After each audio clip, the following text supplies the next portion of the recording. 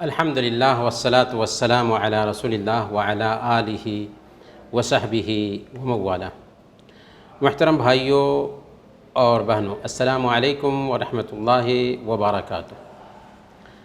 آج کے اس کلاس میں آپ سب کا سواگت ہے، اور آج ہم قرآن سیکھیں گے، حدیث سیکھیں گے، اسی طریقے سے فقہ سیکھیں گے، عقیدہ سیکھیں گے، اور اس کے ساتھ ساتھ ہم کچھ میڈیکل سائنس کے بارے میں بھی جانیں گے جو اللہ کے نبی صلی اللہ علیہ وسلم نے دوائیں بتائی ہیں۔ سب سے پہلے قرآن میں آج ہم سورہ البقرہ کی آیت نمبر 23 اور 24 سیکھنے والے ہیں۔ اللہ تعالیٰ فرماتا ہے، اعوذ باللہ من الشیطان الرجیم، بسم اللہ الرحمن الرحیم، وَإِن كُنتُمْ فِي رَيْبٍ مِّمَّا نَزَّلْنَا عَلَىٰ عَبْدِنَا فَأْتُوا بِسُورَةٍ مِّن مِّثْلِهِ وَادْعُوا شُهَدَاءَكُم مِّن دُونِ اللَّهِ إِن كُنتُمْ صَادِقِينَ۔ اگر ہم نے جو کچھ بھی اپنے بندے پہ اتارا ہے اس میں تمہیں ڈاؤٹ ہے، شک ہے، تو اس کے جیسے ایک سورہ ہی لے کر کے آ جاؤ۔ تمہیں اختیار ہے کہ اپنے سوا جن جن لوگوں کو چاہو مددگار کے طور پر بلا لو۔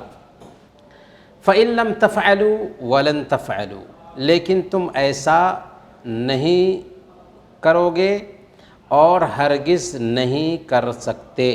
فَاتَّقُوا النَّارَ الَّتِي وَقُودُهَا النَّاسُ وَالْحِجَارَةُ، تو تم اس آگ سے ڈرو جس کے ایندھن انسان اور پتھر ہیں، جو کافروں کے لیے تیار کی گئی ہے۔ یہ آیت دراصل ایک میسیج دے رہی ہے، ایک پیغام دے رہی ہے کہ قرآن کی سچائی کی سب سے بڑی دلیل یہ ہے کہ یہ قرآن ایک زندہ معجزہ ہے۔ زندہ معجزہ کیسے ہے کہ قرآن کو پڑھنا آسان ہے، قرآن کو سمجھنا آسان ہے، قرآن کو یاد کرنا آسان ہے، لیکن عجیب بات یہ ہے کہ قرآن کے جیسے آج تک کسی کے بس میں نہ ہو سکا کہ وہ بنا کر کے پیش کر دے۔ یہ سب سے بڑا معجزہ ہے قرآن کا۔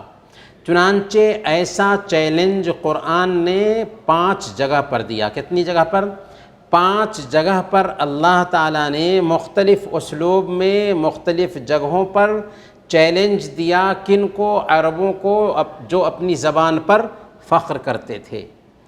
چنانچہ اللہ تعالیٰ نے بنو اسرائیل آیت نمبر 88 میں فرمایا کہ اگر تمام انسان اور جنات مل کر کے بھی قرآن کے جیسے لانا چاہو تو نہ لا سکو گے۔ سورہ ہود آیت نمبر 13 میں کہا کہ 10 صورتیں ہی لا کر کے بنا کر کے دکھا دو، اور سورہ یونس آیت نمبر 28 میں کہا کہ کوئی ایک سورہ ہی بنا کر کے لا کر کے دکھا دو، اور سورہ طور آیت نمبر 34 میں کہا کہ اس جیسی کوئی ایک آیت ہی لے آؤ اگر تم سچے ہو۔ اور جب مدینہ میں اللہ کے نبی صلی اللہ علیہ وسلم آئے تو یہ آیت کریمہ اتری، جس میں اللہ تعالیٰ نے سورہ بقرہ کی آیت نمبر 23 اور 24 میں بیان فرمایا کہ وَإِن كُنتُمْ فِي رَيْبٍ مِّمَّا نَزَّلْنَا عَلَىٰ عَبْدِنَا فَأْتُوا بِسُورَةٍ مِّن مِّثْلِهِ، کہ ہم نے جو کچھ بھی اپنے بندے پہ اتارا ہے اس کے بارے میں تمہیں ڈاؤٹ ہے، تمہیں شک ہے، تو ٹھیک اس کے جیسے تم محمد صلی اللہ علیہ وسلم کو جھٹلانا چاہتے ہو، محمد صلی اللہ علیہ وسلم کو گرانا چاہتے ہو میسیج کے اعتبار سے، تو بہت ہی آسان بات ہے کہ تم بھی اس کے جیسے ایک ہی سورہ لے آؤ۔ قرآن نے چیلنج دیتے ہوئے یہ بھی کہا وَادْعُوا شُهَدَاءَكُم مِّن دُونِ اللَّهِ إِن كُنتُمْ صَادِقِينَ، کہ تم اس کے لیے اکیلے نہیں بلکہ اپنے جتنے بھی حمایتی ہیں، جتنے بھی تمہارے دوست ہیں، جو بھی زبان پہ قابو رکھنے والے ہیں، ان سب کو بلا لو، ان سب کو جمع کر لو اور سب مل کر کے قرآن کے جیسے لانے کی کوشش کرو۔ لیکن پوری تاریخ گواہ ہے کہ اس وقت سے لے کر آج تک کوئی ایسا مائی کا لال پیدا نہ ہو سکا جو قرآن کے جیسے ایک آیت بھی پیش کر سکا ہو۔ یہ اس بات کے لیے دلیل ہے، اس بات کے لیے فرمان ہے کہ قرآن اللہ کا کلام ہے۔ اسی لیے اللہ تعالیٰ نے اخیر میں بیان فرمایا فَإِن لَّمْ تَفْعَلُوا وَلَن تَفْعَلُوا، اگر ایسا نہیں کر سکتے اور ہرگز نہیں کر سکو گے تو اب تمہاری یہ ذمہ داری بنتی ہے کہ تم اس آگ سے ڈرو جس کا ایندھن انسان اور پتھر ہیں۔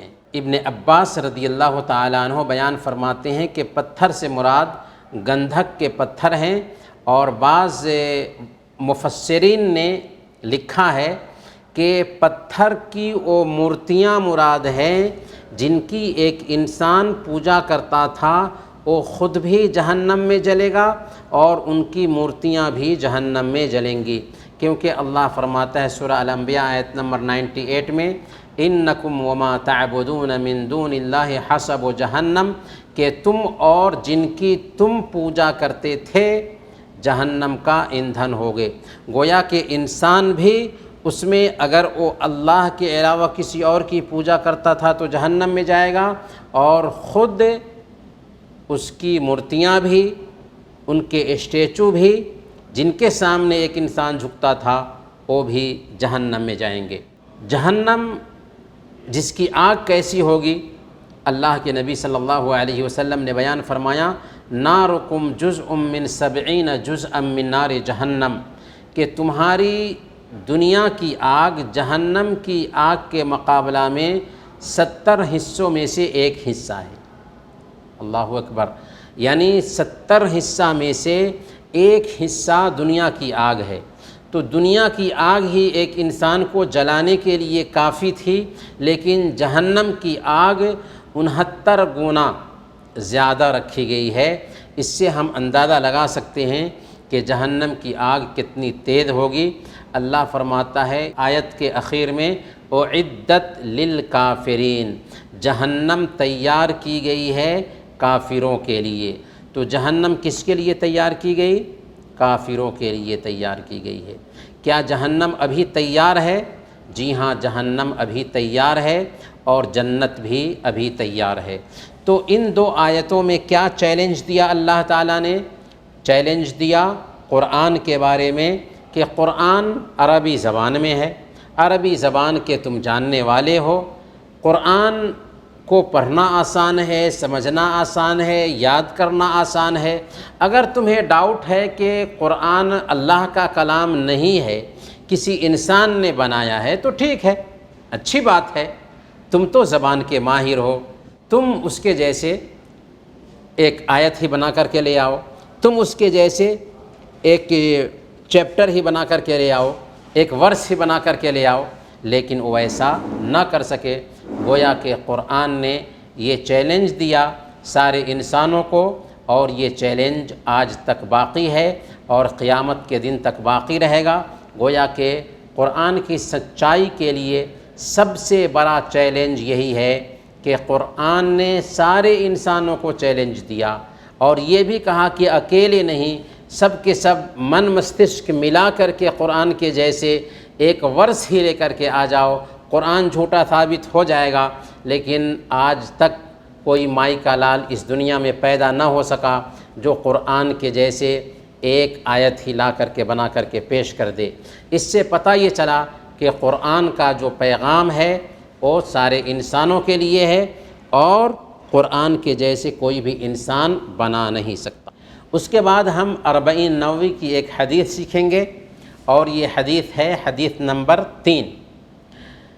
ان ابی عبد الرحمن عبداللہ ابن عمر بن خطاب رضی اللہ عنہما، ابو عبد الرحمن عمر بن ابن عمر رضی اللہ تعالیٰ عنہ یعنی عبداللہ بن عمر بن خطاب رضی اللہ عنہما بیان کرتے ہیں کہ سمعت رسول اللہ صلی اللہ علیہ وسلم یقول، میں نے اللہ کے نبی صلی اللہ علیہ وسلم کو فرماتے ہوئے سنا، بنی الاسلام علی خمس، اسلام کی بنیاد، اسلام کا آدھار، اسلام کی بنیاد 5 چیزوں پر رکھی گئی ہے۔ کتنی چیزوں پر؟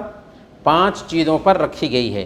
شہادت اللہ الہ الا اللہ وان محمد الرسول اللہ، اس بات کی گواہی دینا کہ اللہ کے علاوہ کوئی سچا معبود نہیں، اور اس بات کی گواہی دینا کہ محمد صلی اللہ علیہ وسلم اللہ کے رسول ہیں۔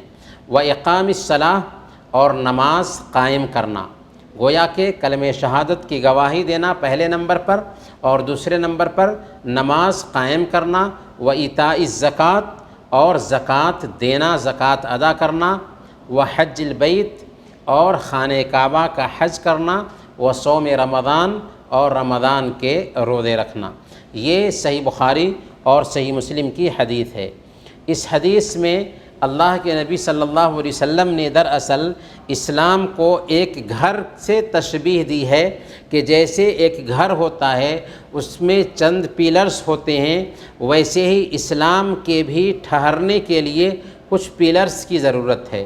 جب تک یہ پیلرز نہیں ہوں گے اسلام کا گھر آباد نہیں ہو سکتا، اسلام کا گھر نہیں ٹھہر سکتا، اس کا چھت قائم نہیں رہ سکتا۔ اس کا سب سے مین پیلر کیا ہے؟ کلمہ شہادت کی گواہی دینا ہے۔ کلمہ شہادت میں 2 گواہیاں ہوتی ہیں۔ کتنی گواہیاں ہوتی ہیں؟ 2 گواہیاں ہوتی ہیں۔ پہلی گواہی یہ ہے کہ اشہد اللہ الہ الا اللہ، اور دوسری گواہی یہ ہے کہ واشہد ان محمد الرسول اللہ۔ پہلی گواہی میں ہم کیا کہتے ہیں؟ پہلی گواہی میں ہم یہ کہتے ہیں کہ اللہ کے علاوہ اور کسی اور کی عبادت ہم نہیں کریں گے۔ میں گواہی دیتا ہوں کہ اللہ کے علاوہ اور کوئی معبود برحق نہیں ہے۔ گویا کہ عبادت کس کی ہوگی؟ عبادت صرف ایک اللہ کی ہوگی۔ اور وَأَشْهَدُ أَنَّ مُحَمَّدَ رسول اللہ میں ہم کیا گواہی دیتے ہیں؟ کہ ہم گواہی دیتے ہیں کہ محمد صلی اللہ علیہ وسلم اللہ کے رسول ہیں۔ گویا کہ اس میں ہم اس بات کا اقرار کرتے ہیں کہ عبادت ہوگی تو پیارے نبی صلی اللہ علیہ وسلم کے طریقے کے مطابق ہوگی۔ تو کتنی چیزوں کی گواہی ہوئی؟ 2 چیزوں کی گواہی ہوئی۔ عبادت کس کی ہوگی اور عبادت کیسے ہوگی؟ تو عبادت صرف ایک اللہ کی ہوگی، اور عبادت پیارے نبی صلی اللہ علیہ وسلم کے طریقے کے مطابق ہوگی۔ تو 2 چیزوں کی گواہی دینے سے ہمارا کلمہ لا الہ الا اللہ بنتا ہے۔ اس ناحیہ سے اسی کے اندر 2 عمل کی قبولیت کی شرطیں بھی آ جاتی ہیں۔ اسی لیے اگر ہم آپ سے پوچھیں کہ عمل کی قبولیت کی کتنی شرطیں ہیں تو آپ بتائیں گے کہ 2، اخلاص اور متابعت۔ اخلاص کہاں سے آیا؟ اس لیے کہ اشہد اللہ الہ الا اللہ ہم نے کہا کہ اللہ کے علاوہ اور کوئی عبادت کے لائق نہیں، تو عبادت کس کی کریں گے؟ صرف ایک اللہ کی کریں گے۔ اس میں اخلاص آ گیا، صرف ایک اللہ کی کریں گے۔ اور اخلاص یہی ہے کہ صرف خاص کر دیں اس کام کو اللہ کے لیے۔ وَأَشْهَدُ أَنَّ مُحَمَّدَ الرَّسُولُ اللَّهِ، اس میں کیا آ گیا؟ اس میں مطابعت آ گئی۔ سوال تھا کہ عبادت کیسے کریں گے، تو اس کا جواب یہ آیا کہ عبادت آخری نبی محمد صلی اللہ علیہ وسلم کے بتائے ہوئے طریقے کے مطابق کریں گے۔ گویا کہ لا الہ الا اللہ میں ہم کیا جانتے ہیں کہ یہ دونوں ایک ساتھ لازم ملزوم ہے۔ کوئی لا الہ الا اللہ پڑھ لیتا ہے، محمد الرسول اللہ نہیں پڑھتا تو کلمہ لا الہ الا اللہ صحیح نہیں ہوگا۔ کوئی محمد الرسول اللہ پڑھ لیتا ہے، لا الہ الا اللہ نہیں پڑھتا تو کلمہ لا الہ الا اللہ صحیح نہیں ہوگا۔ گویا کہ لا الہ الا اللہ محمد الرسول اللہ دونوں کو ایک ساتھ پڑھنا ضروری ہے۔ ایک کی گواہی دوسرے کے لیے کافی نہیں ہوگی، یا دوسرے کی گواہی پہلے کے لیے کفایت نہیں کرے گی، دونوں کی گواہی ضروری ہے۔ یعنی ایک اللہ کی عبادت کا اقرار اور پھر نبی صلی اللہ علیہ وسلم کی اطاعت کا اقرار بھی ضروری ہے۔ ایک اللہ کی عبادت کریں گے اور نبی صلی اللہ علیہ وسلم کے بتائے ہوئے طریقے کے مطابق ہماری یہ عبادت ہوگی۔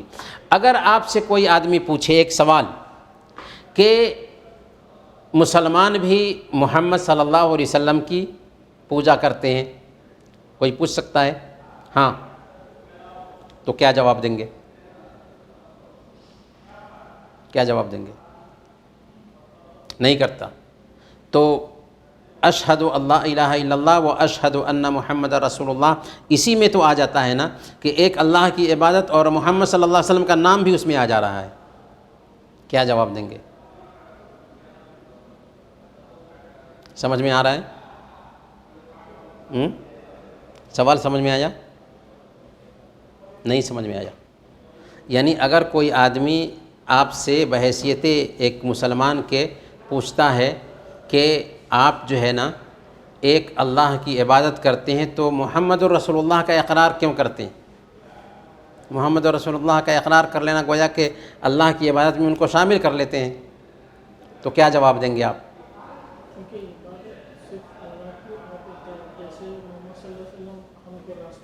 راستہ بتاتے ہیں. بالکل یہی صحیح ہے کہ ہم اللہ کی عبادت کے ساتھ محمد صلی اللہ علیہ وسلم کو شریک نہیں کرتے ہیں. ہم عبادت صرف ایک اللہ کی کرتے ہیں، البتہ محمد صلی اللہ علیہ وسلم ہم کو بتاتے ہیں کہ کیسے ایک اللہ کی عبادت کرو گے، اور محمد صلی اللہ علیہ وسلم نے خود بھی ایک اللہ کی عبادت کی ہے. تو کوئی تو ہونا چاہیے جو بتائے کہ عبادت کا طریقہ کیا ہوگا. تو اس طریقے سے ہم ایک اللہ کی عبادت کرتے ہیں نبی صلی اللہ علیہ وسلم کے بتائے ہوئے طریقے کے مطابق. ہم نبی صلی اللہ علیہ وسلم کو اللہ کے ساتھ شریک نہیں کرتے. اسلام کا دوسرا رکن ہے نماز قائم کرنا. نماز بچے، پاگل اور حید اور نفاس والی عورت کے علاوہ تمام لوگوں پر فرض ہے، اور یہی وہ عبادت ہے جسے فرض ٹھہرانے کے لیے اللہ تعالیٰ نے اپنے نبی کو آسمان پر بلایا تھا، ورنہ دوسرے جو احکام اترے وہ زمین پر اترے تھے. نماز یہ ایمان والوں کی پہچان ہے، اور نماز ہی ایک ایسی عبادت ہے کہ جسے اگر 7 سال کا بچہ بھی نہیں پڑھتا ہے تو اس کو اس کا حکم دیا جائے گا، اور 10 سال کا ہو جائے اور نماز نہ پڑھے تو اس کی پٹائی کی جائے گی. نماز کے علاوہ اور کوئی ایسی عبادت نہیں کہ جس پر بچے کو بھی نہ پڑھنے کی وجہ سے مارنے کا حکم ہو. اور نماز ہی ایک ایسی عبادت ہے کہ کل قیامت کے دن سب سے پہلے اس کے بارے میں پوچھ گچھ ہونے والی ہے. یہ ایک مسلمان کی پہچان ہے، اس کے ذریعہ ایک مسلمان کی پہچان ہوتی ہے. اسی لیے اللہ کے نبی صلی اللہ علیہ وسلم بیان فرماتے ہیں کہ بین الرجل و بین الکفر والشرک ترک الصلاۃ، ایک آدمی کے اور کفر اور شرک کے بیچ فرق کرنے والی چیز نماز ہے. نماز سے ایک مسلمان کی پہچان ہو پاتی ہے. تو اسی لیے یہ پہچان ہم میں سے ہر آدمی کے پاس ہونی چاہیے، اور چاہے کوئی بھی حالت کیوں نہ ہو جائے نماز بہرحال پامال نہیں ہونی چاہیے، نماز نہیں چھوٹنی چاہیے، چاہے جو بھی حالت ہو، ہر حالت میں ہم 5 وقت کی نماز پڑھیں. اسلام کا تیسرا رکن ہے زکوٰۃ دینا. زکوٰۃ یہ جس طرح نماز بدنی عبادت ہے ویسے ہی زکوٰۃ یہ مالی عبادت ہے، اور زکوٰۃ دینے سے مال کم نہیں ہوتا. اللہ کے نبی صلی اللہ علیہ وسلم بیان فرماتے ہیں ما نقصت صدقۃ من مال، کہ زکوٰۃ دینے سے مال میں کمی نہیں آتی بلکہ مال آفتوں سے محفوظ ہو جاتا ہے. اللہ کے نبی صلی اللہ علیہ وسلم طبرانی کی روایت کے مطابق بیان فرماتے ہیں من ادى زکوٰۃ مالہ فقد ذهب عنہ شرہ، کہ جس نے اپنے مال کی زکوٰۃ ادا کر دی اس کا شر، اس کی برائی اس سے جاتی رہی. گویا کہ زکوٰۃ دینے سے مال کی برائی بھی نکل جاتی ہے. اور اگر کوئی انسان زکوٰۃ نہیں دیتا ہے تو اس کی وجہ سے کیا ہوتا ہے کہ بارش بھی روک لی جاتی ہے. چنانچہ صحیح ابن ماجہ کی روایت ہے، اللہ کے نبی صلی اللہ علیہ وسلم بیان فرماتے ہیں وَلَمْ يَمْنَعُوا زَكَاةَ أَمْوَالِهِمْ إِلَّا مُنِعُوا الْقَطْرَ مِنَ السَّمَاءِ، کہ جب کوئی قوم اپنے مال کی زکوٰۃ روک لیتی ہے تو اللہ تعالیٰ آسمان سے بارش کو روک لیتا ہے۔ تو اسی لیے اگر ہم اپنے سماج میں زکوٰۃ نہیں دیتے ہیں تو اللہ کی رحمت بھی ہم سے روک لی جاتی ہے۔ اللہ وعلیکم السلام، لا فوق مسجد منہ ہے نا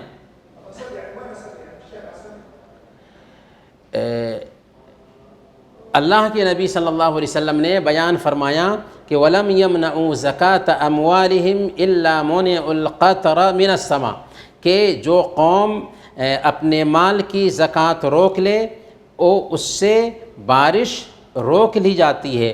وَلَوْلَا الْبَهَائِمْ لَمْ يُمْطَرُوا، اگر چوپائے نہ ہوتے تو بارش بھی نہ ہوتی۔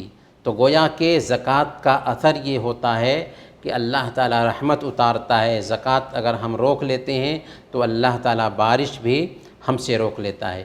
زکوٰۃ کن کن چیزوں میں دی جاتی ہے؟ 4 چیزوں میں زکوٰۃ واجب ہوتی ہے، سونا چاندی اور نقدی سکے۔ دوسرے نمبر پر زمین کی پیداوار۔ تیسرے نمبر پر جانوروں میں اونٹ ہیں، گائے ہیں، بکری ہے، اور گائے میں بھینس بھی آ جاتی ہے، تو ان کی زکوٰۃ دینی ہوگی۔ اسی طرح سے تجارتی سامان میں بھی زکوٰۃ آتی ہے۔ گویا کہ سونا چاندی اور روپے پیسے، زمینی پیداوار، تجارتی سامان اور جانور جس میں اونٹ، گائے اور بکری وغیرہ آ جاتی ہے۔ تو اسلام کے پلرز میں سے تیسرا پلر زکوٰۃ دینا ہے۔ اسلام کے پلرز میں سے چوتھا پلر کیا ہے؟ رمضان کے روزے رکھنا۔ روزہ ایک ایسی عبادت ہے جو بندے اور اللہ کے بیچ میں ہوتا ہے۔ یہ عمل ایسا ہے کہ اللہ اور بندے کے بیچ میں ہوتا ہے۔ اسی لیے ایک حدیث میں اللہ کے نبی صلی اللہ علیہ وسلم بیان فرماتے ہیں کہ اللہ فرماتے ہیں الصوم لی وانا اجزی بہ، کہ روزہ میرے لیے ایک بندہ رکھتا ہے، اس لیے میں ہی اس کا بدلہ دوں گا، میں ہی اس کا اجر دوں گا۔ اور روزہ کا فائدہ کیا ہے؟ اللہ نے فرمایا لعلکم تتقون، کہ اے ایمان والو تم پر روزے فرض کیے گئے ہیں جس طرح تم سے پہلے لوگوں پر روزے فرض کیے گئے تھے۔ مقصد کیا ہے؟ تاکہ تمہارے اندر تقوی آ جائے۔ تقوی کیا ہے؟ اللہ کا ڈر آ جائے۔ جب ایک انسان کے اندر اللہ کا ڈر آتا ہے تو کیا ہوتا ہے؟ اللہ تعالیٰ نے جن کاموں کا حکم دیا انہیں کرتا ہے، اور جن کاموں سے روک دیا ہے ان سے اپنے آپ کو روک لیتا ہے۔ اور اللہ کا ڈر ایک انسان کے اندر کب پیدا ہوتا ہے؟ اللہ کا ڈر ایک انسان کے اندر تب پیدا ہوتا ہے جب وہ یہ سوچتا ہے کہ اللہ تعالیٰ ہماری نگرانی کر رہا ہے، اس کے فرشتے ہیں جو ہماری ایک ایک حرکت کو نوٹ کر رہے ہیں، ہمارے انگ ہیں جو کل قیامت کے دن ہمارے خلاف ہی گواہی دیں گے، اور یہ دھرتی ہے جو ہمارے خلاف ہی گواہی دینے والی ہے۔ اگر ہم اس انداز میں غور کرتے ہیں تو ہمیں احساس ہوتا ہے کہ ہم اس دنیا میں جی تو رہے ہیں، لیکن ہم اللہ کے کیمرہ کے سامنے میں ہیں، ہم اپنے آپ کو آزاد نہیں رکھ سکتے۔ اب ہم سمجھتے ہیں کہ ہمیں مرنے کے بعد اپنے ایک ایک عمل کا حساب و کتاب چکانا ہے، اور ایک ایک عمل کو جب ہم انجام دیتے ہیں تو یہ سوچ کر انجام دیتے ہیں کہ اس میں ہمارے لیے نجات ہے۔ اور روزہ دراصل اسی کام کے لیے ہم کو تیار کرتا ہے، تاکہ ہمارے اندر اللہ کی نگرانی کا احساس پیدا ہو جائے۔ جہاں کہیں بھی رہیں، کوئی تو نہیں دیکھ رہا ہے، لیکن ہمارے اندر یہ احساس ہو کہ اللہ دیکھ رہا ہے۔ حج اسلام کا 5واں رکن ہے، اور اللہ تعالیٰ فرماتا ہے وَلِلَّهِ عَلَى النَّاسِ حِجُّ الْبَيْتِ مَنِ اسْتَطَاعَ إِلَيْهِ سَبِيلًا، کہ اللہ کے لیے بیت اللہ کا حج کرنا ان لوگوں پر فرض ہے جو وہاں تک پہنچنے کی طاقت رکھتے ہیں۔ اور اللہ کے نبی صلی اللہ علیہ وسلم بیان فرماتے ہیں کہ حج مبرور کا بدلہ جنت ہے۔ حج مبرور کون سا حج ہے؟ حج مبرور وہ حج ہے جس میں کسی طرح کا گناہ نہ کیا گیا ہو، کسی طرح کی نافرمانی نہ کی گئی ہو۔ حدیث میں اللہ کے نبی صلی اللہ علیہ وسلم نے ان 5 ارکان کو بیان کیا ہے، ان 5 ارکان کو بیان کیا ہے، اور اسی ترتیب سے یہ ارکان آئے ہیں۔ سب سے پہلے نمبر پر کلمہ شہادت کا حکم ہے۔ کیوں؟ اس لیے کہ یہ ہر عمل کی بنیاد ہے۔ اگر کلمہ شہادت نہ ہو تو کوئی بھی عمل اللہ قبول نہیں کرتا۔ دوسرے نمبر پر نماز کا ذکر ہوا ہے، کیوں؟ اس لیے کہ دن اور رات میں یہ عبادت 5 مرتبہ فرض ہے، 5 مرتبہ دہرائی جاتی ہے۔ تو لا الہ الا اللہ بنیاد ہے، سر ہے، اس کے بغیر بدن کا وجود نہیں، تو لا الہ الا اللہ سب سے پہلے نمبر پر۔ اس کے بعد سب سے زیادہ جو عبادت دہرائی جاتی ہے وہ کیا ہے؟ نماز ہے، اس لیے اسلام کا یہ دوسرا رکن ٹھہرا۔ تیسرے نمبر پر سب سے زیادہ انجام دی جانے والی جو عبادت ہے وہ کیا ہے؟ زکوٰۃ ہے، اور اس کا فائدہ دوسروں تک پہنچتا بھی ہے، اسی لیے اس کو تیسرے نمبر پر ذکر کیا گیا۔ اور چوتھے نمبر پر کون سی عبادت ذکر کی گئی؟ روزہ کا ذکر کیا گیا، کیوں؟ اس لیے کہ یہ روزہ فائدے کی چیز تو ہے، لیکن اس کا فائدہ دوسروں تک نہیں پہنچتا۔ روزہ کا فائدہ خود ایک انسان کو ملتا ہے، جبکہ زکوٰۃ کا فائدہ دوسروں تک پہنچتا ہے، اس لیے تیسرے نمبر پر زکوٰۃ کو ذکر کیا گیا اور چوتھے نمبر پر روزہ کو ذکر کیا گیا۔ اور حج چونکہ زندگی میں صرف ایک مرتبہ آتا ہے، اس لیے سب سے اخیر میں حج کو ذکر کیا گیا۔ لیکن میرا سوال یہ ہے کہ اسلام کے 5 پیلرز میں حج کو کیوں شامل کیا گیا جبکہ یہ زندگی میں صرف ایک مرتبہ ہی فرض ہے؟ ہاں محی الدین بھائی،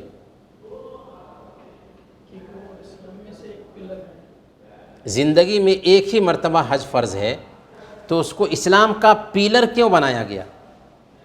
ہاں آپ بتا سکتے ہیں؟ بتا سکتے ہیں؟ نہیں، دیکھیں میں جواب دے دیتا ہوں۔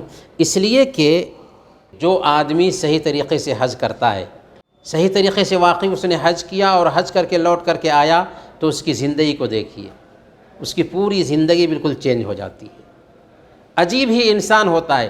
اسی لیے اللہ کے نبی صلی اللہ علیہ وسلم کیا فرماتے ہیں کہ جو آدمی حج کرتا ہے، حج کے زمانے میں کسی طرح سے گناہ کا کام نہیں کرتا ہے، وہ ایسے لوٹ کر کے آتا ہے گویا کہ آج ہی اس کی ماں نے اس کو جنم دیا ہے، یعنی وہ بالکل دودھ کا دھولا بن کر کے آتا ہے، ایسے بچے کے جیسے بن کر کے آتا ہے کہ جو اپنی ماں کے پیٹ سے پیدا ہوا ہو، وہ کوئی گناہ اس سے نہیں ہوا ہے۔ تو اگرچہ زندگی میں ایک مرتبہ ایک آدمی حج کرتا ہے، لیکن حج کرنے کی وجہ سے اس کی پوری زندگی میں چینجنگ آ جاتی ہے، عجیب چینجنگ آتی ہے، ویسا اثر کسی بھی عبادت کے ذریعہ ایک انسان پر نہیں ظاہر ہوتا۔ اس لیے یہ اسلام کے پیلرز میں سے ایک پیلر ہے۔ سمجھ میں آیا؟ الحمدللہ۔ شرک کیا ہے؟ شرک کہتے ہیں اللہ کی عبادت میں کسی دوسرے کو شریک ٹھہرانا۔ بخاری اور مسلم کی ایک حدیث ہے، اللہ کے نبی صلی اللہ علیہ وسلم نے بیان فرمایا کہ تکلیف پہنچانے والی بات سن کر اللہ تعالیٰ سے زیادہ صبر کرنے والا کوئی نہیں، اس کے ساتھ دوسروں کو شریک ٹھہرایا جاتا ہے، اور مشرکین کہتے ہیں کہ اس کی اولاد ہے، ثم هو يعافيهم ويرزقهم، پھر اللہ تعالیٰ ان کو عافیت دیتا ہے اور ان کو روزی دیتا ہے، ان کو سکون دیتا ہے، صحت دیتا ہے، آرام دیتا ہے اور روزی بھی پہنچاتا ہے۔ تو سب سے زیادہ تکلیف اللہ کو اس بات سے پہنچتی ہے کہ کوئی آدمی اس کا شریک ٹھہرائے، پھر بھی ایسے لوگوں کو بھی اللہ تعالیٰ خوب کھلاتا پلاتا ہے۔ تو اس سے بڑھ کر صبر کرنے والا۔ شرک اکبر کی خطرناکی کیا ہے؟ سب سے بڑا گناہ ہے۔ شرک کیا ہے؟ سب سے بڑا گناہ ہے اور سب سے بڑا ظلم بھی ہے۔ سب سے بڑا ظلم کیسے ہے؟ لقمان علیہ السلام نے اپنے بیٹے کو نصیحت کرتے ہوئے کہا تھا، یا بنی لا تشرک باللہ ان الشرک لظلم عظیم، بیٹا اللہ کے ساتھ کسی کو شریک مت ٹھہرانا، کیونکہ شرک سب سے بڑا ظلم ہے۔ سب سے بڑا ظلم کیا ہوا؟ شرک۔ تو ظلموں میں سب سے بڑا ظلم یہ ہوگا کہ اللہ کا حق جو ہے نا کسی دوسرے کو دے دیا جائے، اور شرک یہی ہے۔ شرک کیا ہے؟ کہ ایک انسان اللہ کے لیے وہ کام ہونا چاہیے تھا، لیکن وہ اللہ کے لیے کرنے کے بجائے کسی دوسرے کے لیے کر رہا ہوتا ہے، تو یہ شرک ہے، اور یہ سب سے بڑا ظلم ہے۔ یہ سب سے بڑا ظلم ہے، اس سے بڑھ کر کوئی دوسرا ظلم ہو ہی نہیں سکتا۔ بھائیوں جو لوگ آن لائن ہیں آن لائن، ان سے گزارش ہے کہ دوبارہ ان کریں، اسی لنک پہ دوبارہ جائیں تاکہ آپ دوبارہ جڑ سکیں۔ ابھی بند ہو جائے گا لنک، آپ سے گزارش ہے کہ اسی لنک پہ دوبارہ جائیں اور دوبارہ کلک کریں تاکہ ہمارے ساتھ آن لائن ہو جائیں گے۔ تو ہم بات کر رہے تھے شرک اکبر کے بارے میں، اور شرک اکبر سب سے بڑا ظلم ہے۔ اسی طریقے سے شرک اکبر ایسا شرک ہے کہ اللہ تعالیٰ اس کو کبھی بھی معاف نہیں کرتا۔ اگر کوئی انسان شرک کیا اور اسی پر اس کی موت ہوئی، شرط کیا ہے کہ موت ہونا، اگر موت نہیں ہوئی ہے، زندگی میں شرک کیا اور توبہ کر لیتا ہے تو اس کی توبہ قبول ہوگی؟ مرنے سے پہلے توبہ کر لے تو معافی نہیں؟ معافی ہے۔ مرنے سے پہلے توبہ کر لے تو معافی ہے، ہاں، لیکن اگر موت ہوئی ہے شرک پر تو معافی نہیں۔ اسی لیے ایک انسان کتنا بڑا گناہ کر لے، شرک پہ شرک کرتا جائے، زندگی بھر شرک پہ شرک کیا، لیکن توبہ کر لیا، اس کے سارے گناہ معاف ہو جائیں گے۔ لیکن اگر شرک پر موت ہوئی ہے تو معاف نہیں۔ ان اللہ لا یغفر ان یشرک بہ ویغفر ما دون ذلک لمن یشاء، کہ اللہ تعالیٰ شرک کو معاف نہیں کرتا، اور شرک کے علاوہ جس گناہ کو بھی چاہے اللہ تعالیٰ معاف فرما دے گا۔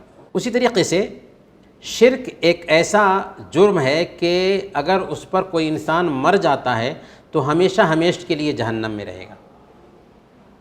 اللہ تعالیٰ نے سورہ المائدہ آیت نمبر 72 میں بیان فرمایا، انہ من یشرک باللہ فقد حرم اللہ علیہ الجنہ، جو آدمی شرک کرتا ہے اللہ کے ساتھ اور اسی پر مر جاتا ہے، اللہ نے اس کے اوپر جنت کو حرام ٹھہرایا ہے، وہ مأواہ النار، اور اس کا ٹھکانہ جہنم ہے۔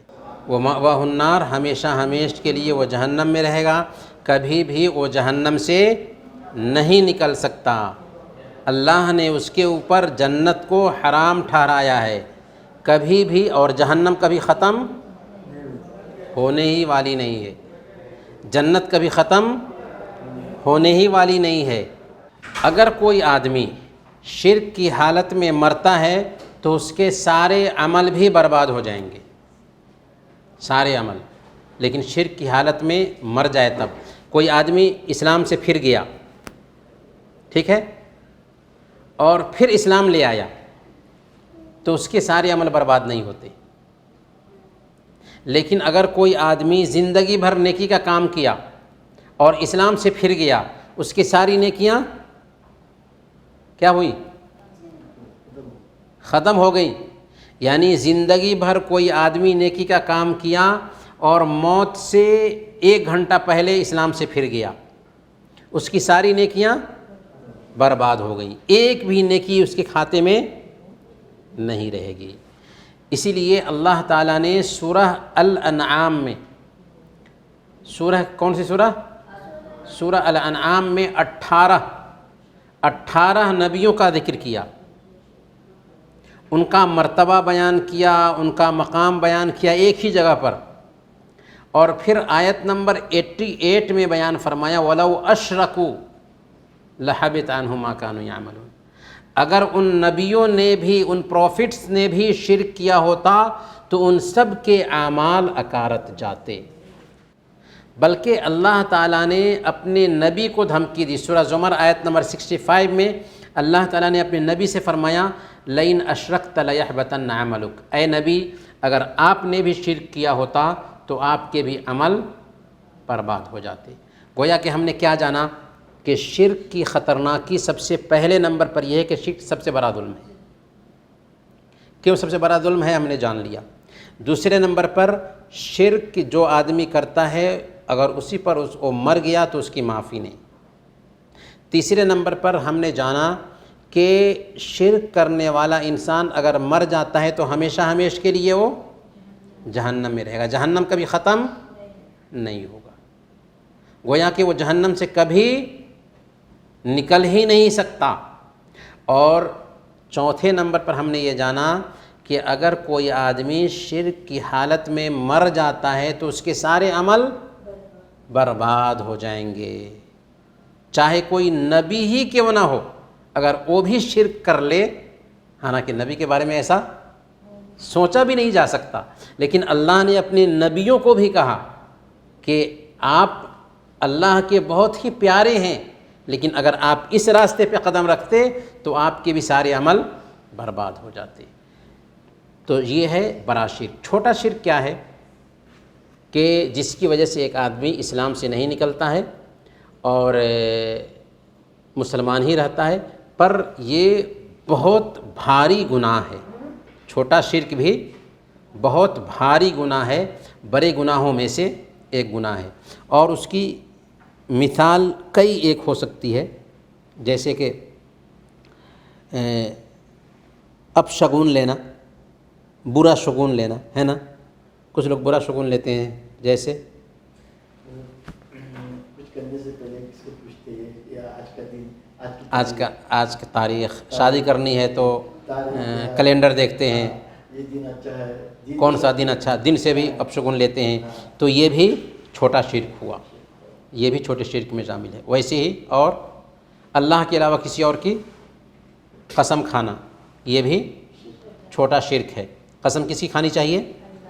اللہ کی کھانی چاہیے، یا اللہ کے ناموں میں سے کسی نام کی قسم کھانی چاہیے، باللہ، واللہ، تاللہ۔ ریاکاری، دکھلاوا، یہ بھی چھوٹا شرک ہے نا۔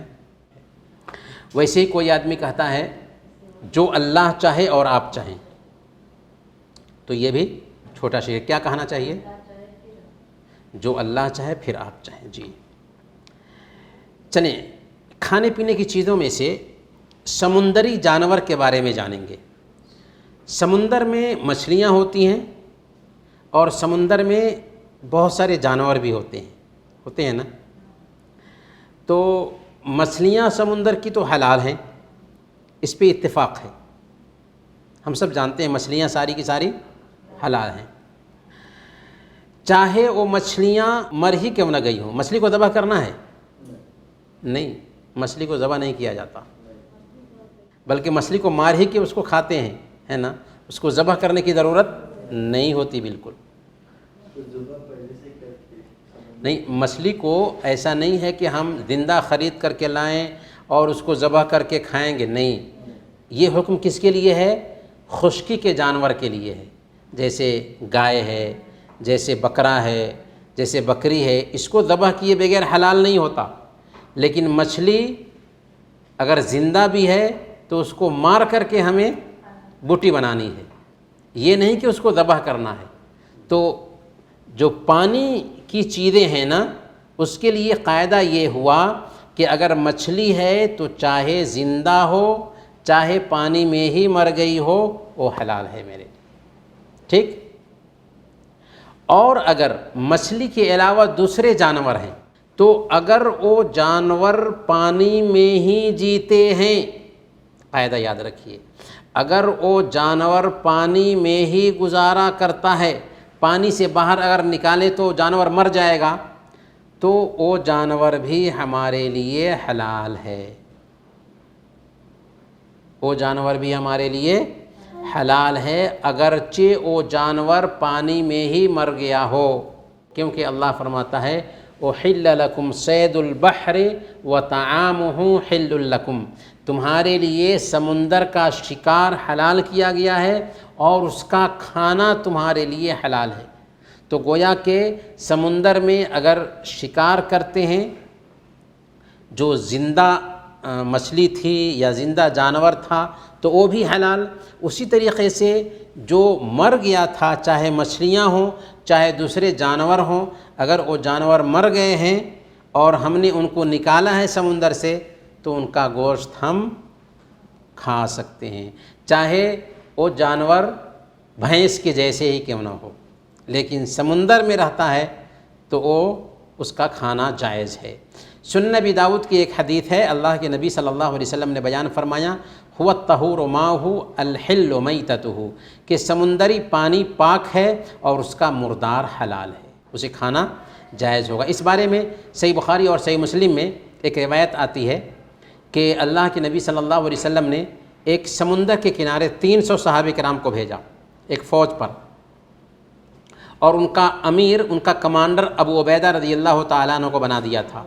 صحابہ گئے تو کھانے پینے کا سامان ختم ہو گیا، کھانے پینے کے لیے کچھ بھی نہیں بچا تھا، وہ پتے چبا چبا کر کے گزارا کر رہے تھے کہ اسی بیچ سمندر نے ایک جانور پھینکا خشکی پر، تو انہوں نے اس جانور کو اٹھایا، 300 لوگ تھے اور 18 دن تک اس کا گوشت کھاتے رہے۔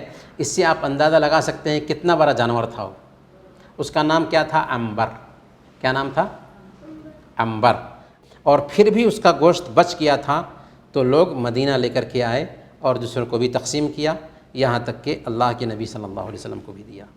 تو اس سے پتہ کیا چلتا ہے کہ سمندر کا جانور ہو یا سمندر کی مچھلی ہو، اگر مردار بھی ملتی ہے تو اسے کھانا حلال ہوگا، جائز ہوگا، بشرطے کہ اس کا گزر بسر پانی ہی میں ہوتا ہو۔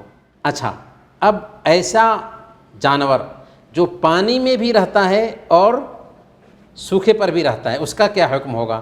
تو اس کا حکم الگ ہے۔ جیسے میڈک ہے، میڈک پانی میں بھی رہتا ہے اور پانی سے باہر بھی رہتا ہے، تو میڈک حرام ہے، میڈک نہیں کھا سکتے، میڈک کھانا جائز نہیں ہوگا۔ اسی طرح مگرمچھ ہے، تو مگرمچھ کے بارے میں علماء کی دو رائے ہے، کچھ ودوانوں کا کہنا ہے کہ حلال ہے اور کچھ ودوانوں کا کہنا ہے کہ حرام ہے۔ تو اس کے بارے میں ایک رائے نہیں ہے، کچھ ودوانوں نے کہا کہ حرام ہے، کچھ ودوانوں نے کہا کہ حلال ہے۔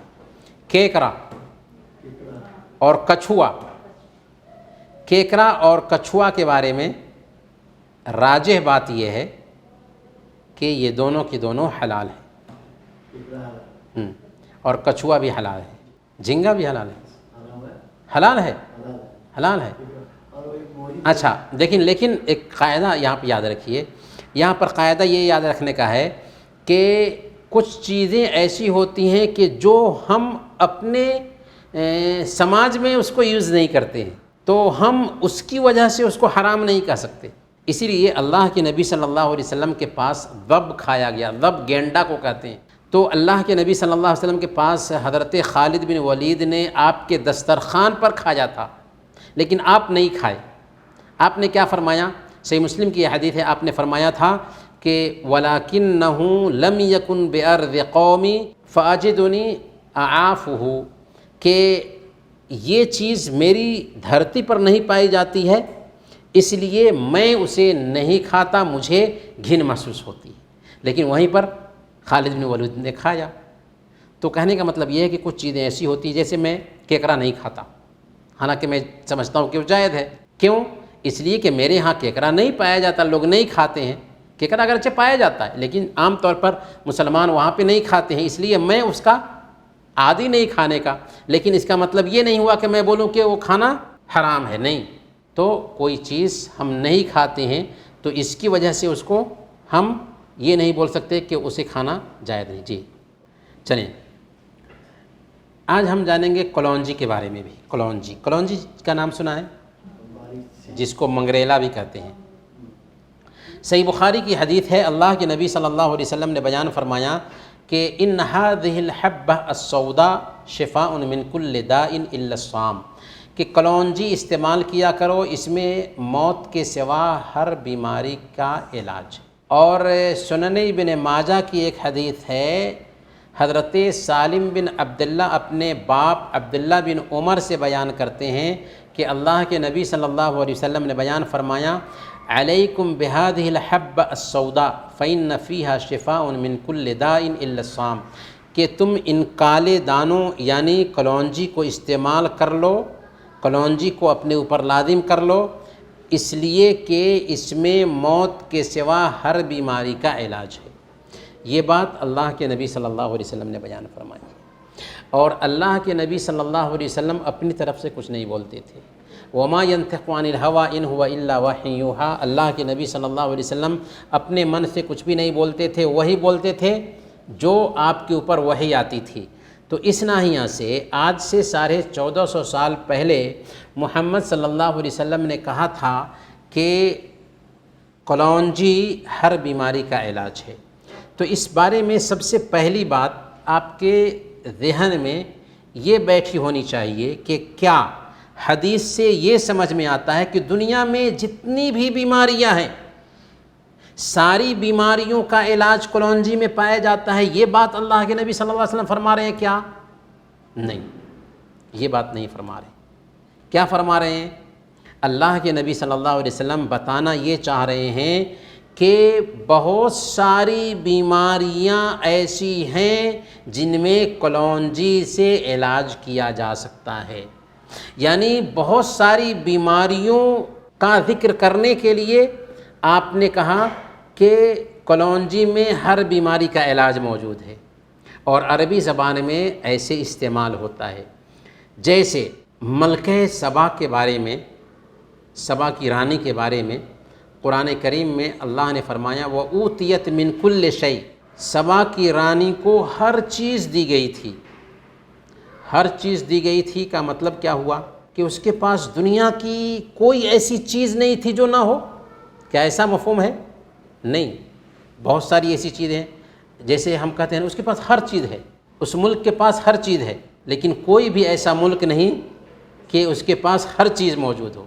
کیا ہے ایسا کوئی ملک؟ نہیں۔ بہت ساری چیزیں ایسی ہوتی ہیں جو اس ملک کے پاس نہیں ہوتی، لیکن جب بہت ساری چیزیں ہوں نا تو ایسا کہہ دیا جاتا ہے کہ اس کے پاس ہر چیز ہے۔ ویسے ہی اس کلونجی کے بارے میں اللہ کے نبی صلی اللہ علیہ وسلم نے فرمایا کہ اس میں ہر بیماری کا علاج ہے، اس کے فائدے کو گنانے کے لیے کہ اس میں بہت ساری بیماریوں کا علاج ہے۔ اور آج سائنسدانوں نے کھوج کیا کلونجی پہ تو واقعی بہت ساری بیماریوں کا علاج کلونجی میں پایا جاتا ہے۔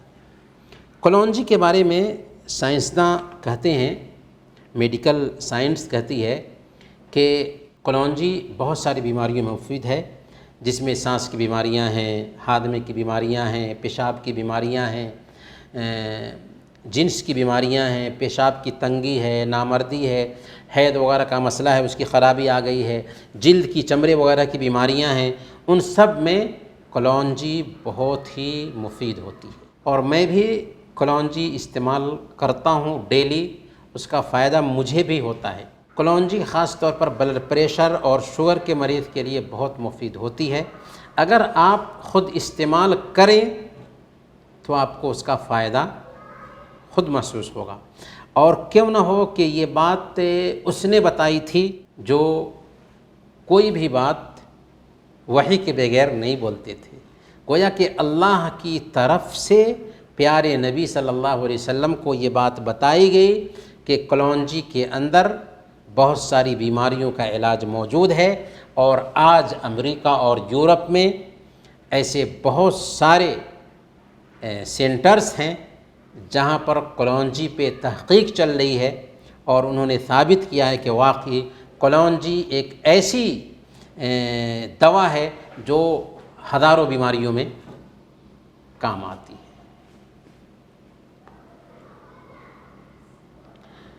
اچھا چلیے ہم پوچھتے ہیں آپ سے سوال، قرآن کی سچائی کی سب سے پہلی دلیل کیا ہے؟ قرآن نے چیلنج دیا بھی ہے، بالکل، بہت اچھا۔ قرآن نے ساری انسانیت کو چیلنج دیا کہ اس کی جیسے بنا کر کے پیش کر دو، لیکن آج تک کوئی قوم نہیں لا سکی۔ اور کوئی دلیل ہے؟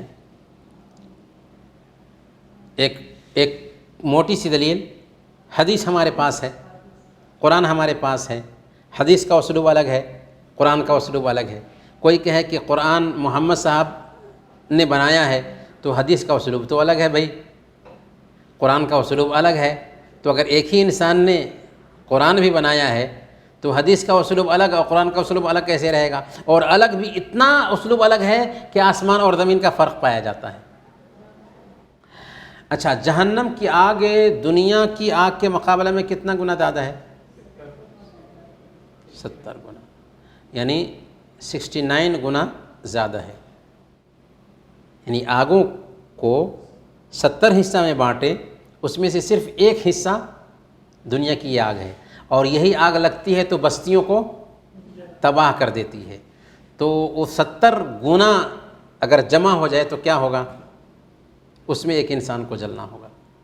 یہی آگ جلانے کے لیے کافی تھی، لیکن اس آگ کے بارے میں کیا ہے؟ تطلع علی الافئدہ، سینے پر پہنچ جائے گی۔ دنیا میں آگ اگر بدن میں لگتی ہے نا تو سینہ تک پہنچنے سے پہلے ایک انسان کی موت ہو جاتی ہے، لیکن جہنم میں آگ جو ہے نا سینہ تک پہنچے گی اور موت نہیں آئے گی، اور جب چمڑے ختم ہو جائیں گے تو دوسرا چمڑا چلا دیا جائے گا۔ اللہ تعالی ہم سب کو جہنم سے بچائے۔ اسی دن کے لیے تو ہم یہاں پہ بیٹھ رہے ہیں۔ بہت سارے لوگ ہیں ادھر ادھر دوسرے کاموں میں لگے ہوں گے، دوسرے کاموں میں الجھے ہوئے ہوں گے، لیکن آپ لوگ جو ہے نا یہاں پہ آئے ہیں، اور ہمارے بہت سارے بھائی آن لائن ہیں جو سن رہے ہیں، تو یہی جو چیز ہے ہم جمع کر رہے ہیں آخرت کے لیے۔ کوئی جانتا ہے کہ میں اپنی بات بھی مکمل کر پاؤں گا؟ نہیں۔ تو آخرت کے لیے یہی چیزیں جو ہے نا جمع ہو رہی ہیں الحمدللہ۔ جنت اور جہنم تیار ہے یا تیار ہوگی؟ تیار ہے۔ جنت بھی تیار ہے اور جہنم بھی تیار ہے۔ اللہ تعالیٰ نے جنت کس کے لیے تیار کیا؟ نیک لوگوں کے لیے، اعدت للمتقین، نیک لوگوں کے لیے تیار کی گئی ہے، اور جہنم اعدت للکافرین، کافروں کے لیے تیار کی گئی۔ کلمہ شہادت کا معنی اور مفہوم کیا ہوتا ہے؟ ہاں، میں اس بات کی گواہی دیتا ہوں کہ اللہ کے علاوہ اور کوئی صحیح عبادت کے لائق نہیں، اور محمد صلی اللہ علیہ وسلم اللہ کے بندے اور اس کے رسول ہیں۔ وہ کون سی عبادت ہے جس کا حکم 7 سال کے بچے کو بھی دینا چاہیے؟ نماز۔ اور اگر بچے 10 سال کے ہو جائیں اور نماز نہ پڑھے تو ان کی پٹائی ہونی چاہیے۔ زکوٰۃ کن کن چیزوں میں واجب ہوتی ہے؟ سونا، چاندی اور ہاں، سونا، چاندی، گولڈ، سکے، یہ ایک ہو گیا۔ زمینی پیداوار 2 ہو گیا، اور جانور 3 ہو گئے، اور چوتھے نمبر تجارتی سامان، یعنی جو سامان تجارت کے لیے رکھتے ہیں۔ جی، زکوٰۃ کی اہمیت کیا ہے؟ کوئی بتا سکتے ہیں زکوٰۃ کی اہمیت؟ مال بڑھتا ہے، مال گھٹتا نہیں، یعنی اگر ہم زکوٰۃ دیتے ہیں تو اس کی وجہ سے مال بڑھتا ہے۔ ما نقصت مال من صدقۃ، بہت اچھا ہے۔ اور کیا ہے؟ غریبوں کا بھلا ہوتا ہے۔ جی، اسلام کے کتنے ارکان ہیں؟ 5۔ کون کون سے؟ ہاں، نماز پڑھنا، زکوٰۃ دینا، ہاں، رمضان کے روزے رکھنا، زندگی میں ایک مرتبہ حج کرنا۔ جی، سب سے زیادہ صبر کرنے والا کون ہے؟ اللہ۔ کیسے؟ ہاں، اسی نے پیدا کیا، وہی روزی دے رہا ہے، اور اسی کا لوگ شریک ٹھہراتے ہیں۔ جی، تو یہ اللہ تعالیٰ کو سب سے زیادہ تکلیف پہنچانے والی بات ہے، لیکن پھر بھی اللہ تعالیٰ صبر کرتا ہے اور ان کو کھلاتا پلاتا ہے۔ سب سے بڑا ظلم کون سا کام ہے؟ شرک سب سے بڑا ظلم ہے۔ شرک اکبر پر مرنے والے کا گناہ کبھی معاف نہیں ہوگا، صحیح بات ہے؟ ہاں، شرک اکبر میں مرنے والے ہمیشہ جہنم میں رہیں گے، صحیح بات ہے؟ ہاں، شرک اکبر پر مرنے والے کے اعمال برباد ہو جاتے ہیں۔ اگر وہ توبہ نہیں پڑے اس کا عمل ہاں، دوبارہ اگر اسلام میں آ جائے زندگی میں تو اس کا نہیں۔ ہاں، بالکل صحیح۔ شرک کی کتنی قسمیں ہیں؟ بڑا شرک اور چھوٹا شرک۔ اگر کوئی آدمی کہے کہ جو اللہ چاہے اور آپ چاہیں تو آپ اس سے کیا کہیں گے؟ وہ سمجھائیں گے کہ ایسے مت بولو، بلکہ کہو جو اللہ چاہے پھر آپ چاہیں، کیونکہ اگر کوئی بولتا ہے کہ جو اللہ چاہے اور آپ چاہیں تو وہ شرک کرتا ہے، اللہ کے ساتھ گویا کہ شریک ٹھہراتا ہے۔ کہنا ہے تو ایسے کہو جو اللہ چاہے پھر آپ چاہیں، یا یوں کہو اگر اللہ چاہے۔ سمندری جانور حلال ہے یا حرام ہے؟ سمندری مردار سب کے سب حلال ہے اگر وہ پانی میں ہی جینے والا ہے، پانی کے بغیر اگر نہ رہ سکتا ہو۔ اچھا، کیکڑا حلال ہے یا حرام ہے؟ حلال ہے۔ جی، نبی صلی اللہ علیہ وسلم کا بتایا ہوا ایک نسخہ ہے جس میں موت کے علاوہ ہر بیماری کا علاج ہے، وہ کون سا نسخہ ہے؟ کلونجی۔ بہت اچھا، ماشاء اللہ، الحمدللہ۔ اچھا، چلیے ابھی جو ہے نا ہم لوگ پڑھتے ہیں، یہ دیکھا اوپر میں بورڈ پہ کیا ہے، تو چلیے اس کو ہم ذرا دہراتے ہیں۔ الف، با، تا، ثا، جیم، حا، خا، دال، ذال را زا سین شین را زا سین شین صاد واد طا ظا عین غین عین غین عین غین فا فا فا قاف قاف قاف کاف کاف لام میم نون ہا واو یا